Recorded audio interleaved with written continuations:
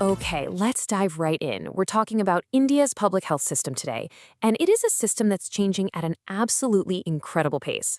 But this isn't just a simple story of progress. It's really a story of a system at a critical crossroads, feeling some immense pressure from all sides. So, think about it for a second. How do you actually measure the health of an entire nation?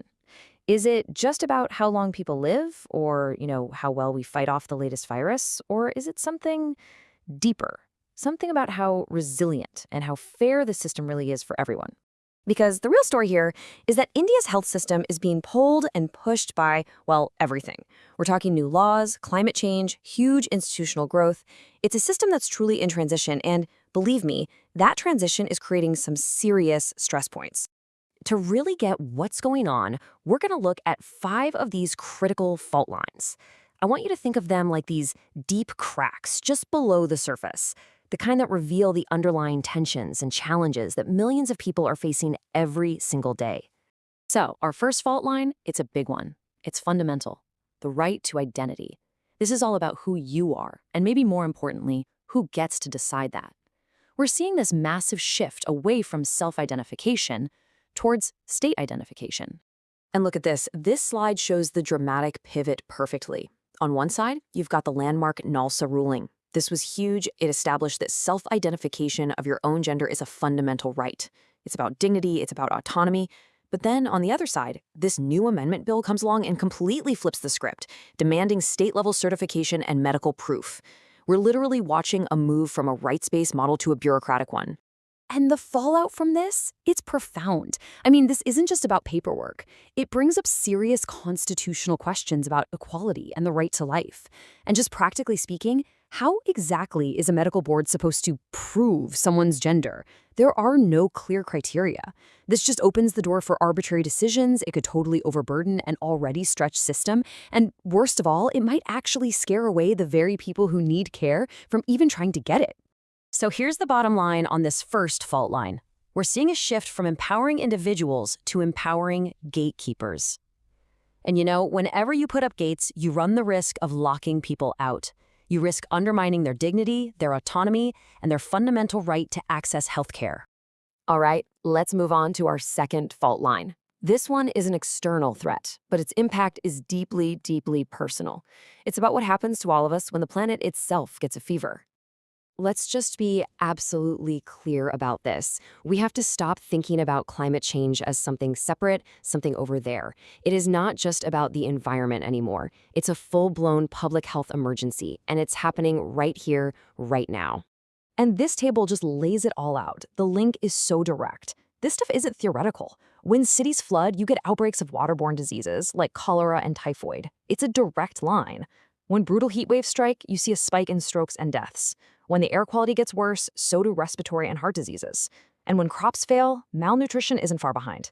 Every single climate event has a direct and often dangerous health consequence. So basically, climate change acts like a massive threat multiplier. It takes all the health problems a country is already struggling with and just pours gasoline on the fire, making them so much worse while also creating brand new challenges. And what that means is that climate policy has to be health policy. You can't separate them anymore. They're two sides of the very same coin. Okay, for our third fault line, we're going to explore the lessons we've all learned from recent history. I mean, after the global shock of the pandemic, the world is trying to write a new playbook, and the core idea behind it is actually pretty simple. One health for one planet. You can really see how our thinking has changed over time. The SARS outbreak, way back in 2003, that taught us all about the risk of diseases jumping from animals to humans. Then, of course, COVID-19 was this brutal worldwide lesson in just how essential global cooperation is. And now the goal with the Global Pandemic Agreement is to formalize that teamwork so we're all better prepared for whatever comes next.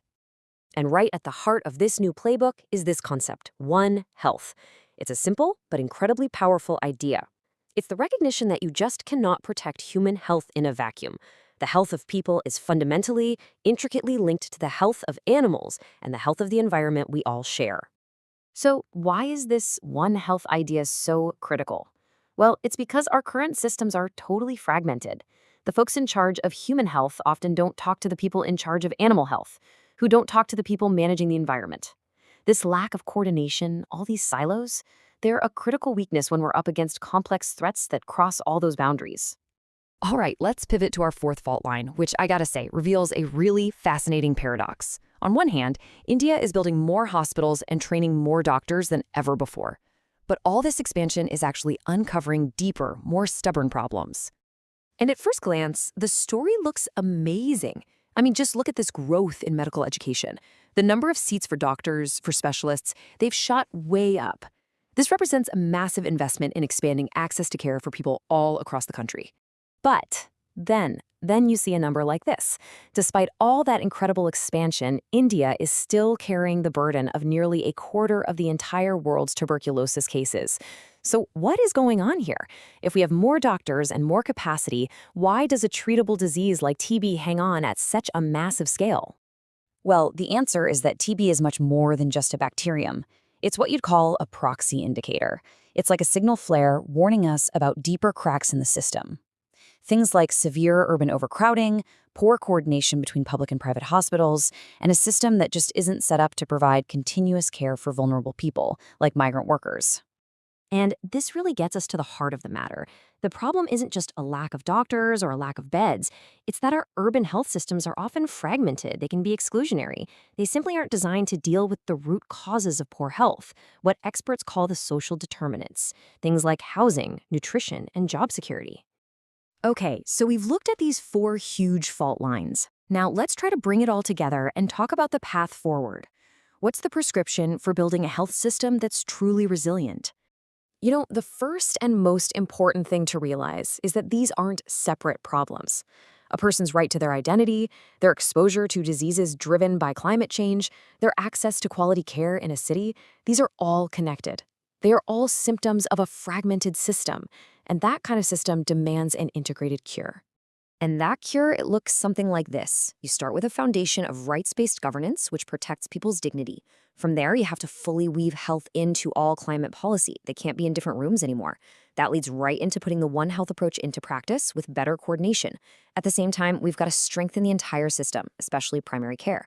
And the thread that has to run through all of this is a relentless focus on equity, on making sure that care actually reaches the people who need it most. Which leaves us with one final, crucial question. And really, this is the ultimate test for any health system anywhere in the world. Is its purpose simply to react, to treat illnesses after they appear? Or is its true purpose something much, much bigger, to proactively protect the health and well-being of all its people? The path India chooses now will absolutely define its future.